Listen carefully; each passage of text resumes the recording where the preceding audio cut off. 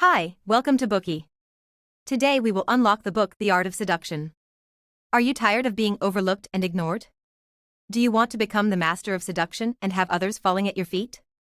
Look no further than The Art of Seduction by Robert Greene. Once upon a time, there was a beautiful princess in a faraway kingdom. Every day, she would take a stroll in the woods near her castle, marveling at the beauty of nature.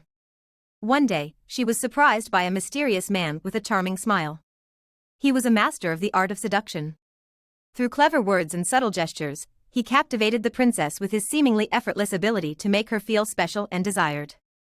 Such art of seduction has been around for centuries, as it is one of the most powerful tools for expressing attraction and building deep connections.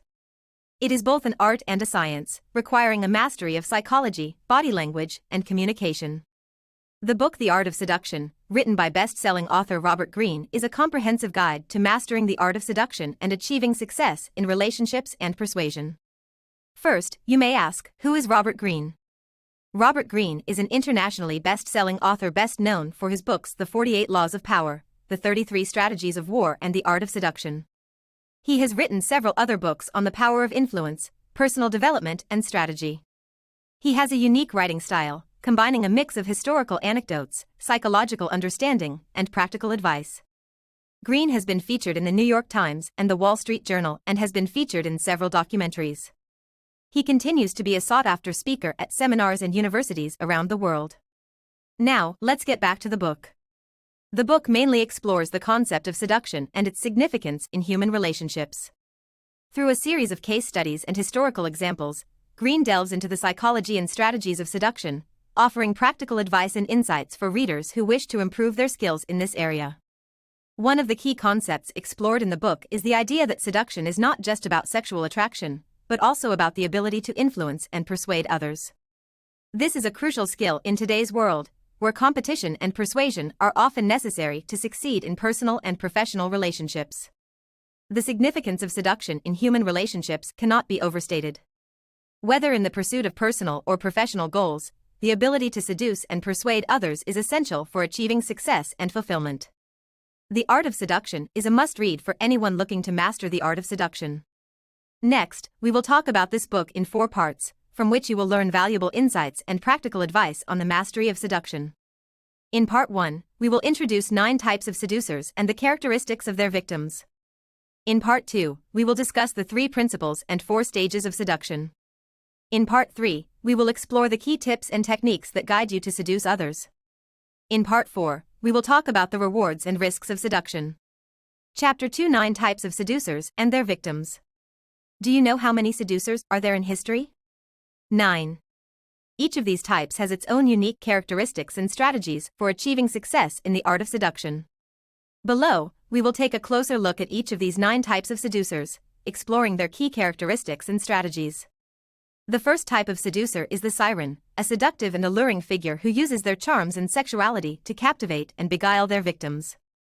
The siren is a master of nonverbal communication like song and verse and body language, using their seductive powers to manipulate and control their victims. However, the siren's methods can be shallow and manipulative, and they often lack the ability to create genuine connections with others. Mata Hari is an example of the siren archetype. As a Dutch exotic dancer during World War I, she was able to use her charms to seduce the French officers to whom she provided information, earning her the nickname of the Siren of the French Army. She used her beauty, charm, and mystery to both attract and deceive the officers, making her an iconic example of the power of the siren. The second type of seducer is the rake, a charming and carefree figure who uses their wit and charisma to attract and seduce their victims.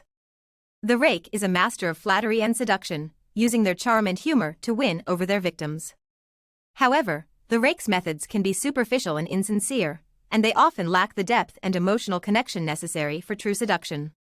You must have heard of the Romantic poet Byron, right? In fact, Lord Byron was a popular rake of the Enlightenment era, a poet renowned for his escapades and his debaucherous behavior. He was known for his numerous affairs, and for his outrageously expensive lifestyle. He was also known as a great seducer, as his charisma, wit, and intellectual pursuits made him attractive to many women. The ideal lover is our third type of seducer, a romantic and passionate figure who uses their emotional depth and intensity to seduce their victims. The ideal lover is a master of emotional connection and intimacy, using their deep feelings and emotional sensitivity to create powerful bonds with their victims. However, the ideal lover's methods can be intense and overwhelming, and they often lack the lightness and playfulness necessary for true seduction. The most famous female archetype of an ideal lover is Helen of Troy from Greek mythology. Helen was said to be the most beautiful woman in the world, and was known for her beauty, charm, and power of seduction. Helen's beauty was so renowned that it caused the Trojan War, and her influence is still felt today in countless stories, poems, and works of art.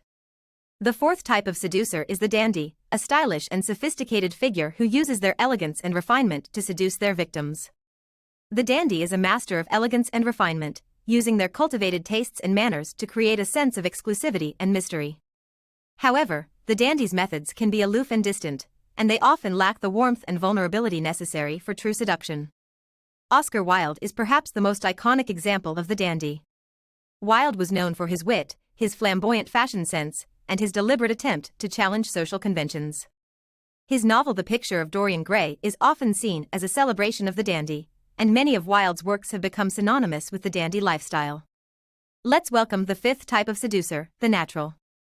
The natural is a carefree and spontaneous figure who uses their charm and spontaneity to seduce their victims. The natural is a master of spontaneity and charm, using their natural charisma and ease to create a sense of fun and excitement. However, the natural's methods can be unpredictable and unreliable, and they often lack the discipline and focus necessary for true seduction. One of the earliest examples of a natural seducer from history is Cleopatra. Cleopatra was the last active ruler of the Ptolemaic kingdom of Egypt, and she was known for her natural charm and intellect.